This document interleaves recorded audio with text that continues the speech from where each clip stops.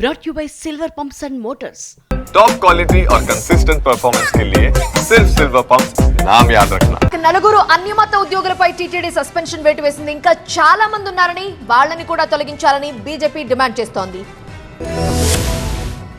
అన్యమతానికి చెందిన నలుగురు ఉద్యోగులను టీటీడీ సస్పెండ్ చేసింది. Quality control DE, D Elizer, BIRD ఆసుపత్రి సాఫ్ట్ నర్స్ ఎస్ రోజీ, బర్డ్ ఆసుపత్రిలో పనిచేస్తున్న ఫార్మసిస్ట్ ప్రేమావతి, ఎస్వి ఆయుర్వేద ఫార్మసీలో పనిచేస్తున్న అసుంతలను సస్పెండ్ చేస్తూ ఉత్తర్వులు జారీ చేసింది. వాళ్లు క్రైస్తవ మతాన్ని అనుసరిస్తున్నట్టు నిర్ధారణకు వచ్చిన టీటీడీ వారిపై వేటు వేసింది. హిందూ ధార్మిక సంస్థల్లో పనిచేస్తూ బాధ్యతారాహిత్యంగా వ్యవహరించారని, అందుకే నలుగురు ఉద్యోగులపై వేటు వేసినట్లుగా సస్పెన్షన్ ఆర్డర్ లో ప్రస్తావించారు. అన్యమత ఉద్యోగుల సస్పెన్షన్ మంచి పరిణామమన్నారు టీటీడీ బోర్డు సభ్యుడు భానుప్రకాష్. టీటీడీలో ఇంకా అనేక మంది అన్యమత ఉద్యోగులు ఉన్నారని, వాళ్ళందరినీ తొలగించే వరకు పోరాటం కొనసాగిస్తామన్నారు. మిగతా ఆలయాల్లో కూడా అన్యమతస్తులను తొలగించాలని ఆయన డిమాండ్ చేశారు. యేసు కావాలా, వెంకటేశు కావాలని చెప్పి గతంలో నేను ప్రశ్నించడం జరిగింది.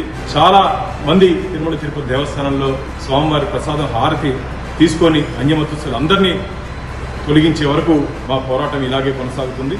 టీటీడీతో పాటు దాని అనుబంధ సంస్థల్లో అన్యమతస్తులు ఉద్యోగాలు చేయడంపై చాలా రోజులుగా వివాదం రగులుతోంది.